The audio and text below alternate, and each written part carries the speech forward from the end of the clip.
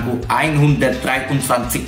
Kolik to je, ty vole? Budeme hojte probírat, co máme všichni v pokoji. No tak to jsem zvědavý, jak jí německy řeknu, že tam pěstuju trávu. Davide, co si to tam povídáš?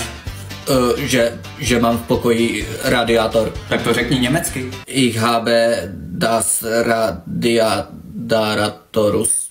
Tady na to někdo pěkně kašle, viď? Co když tě na ulici zastaví Němec a bude chtít vědět, jakou máš v pokoji postel? No, co mu na to řekneš? Že je prase a půjdu dál. Dobře, blbej příklad. Ale to jsou důležité věci, děcka. A však to umím říct anglicky, tak to stačí, ne? A furt ta vaše angličtina.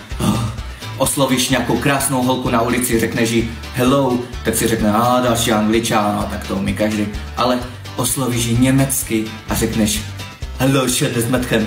Tak co si o tobě bude myslet? Že jsem Hitler. A táhni za die Tür. Davide, řekl jsem, ať jdeš za dveře, ne k umyvadlu.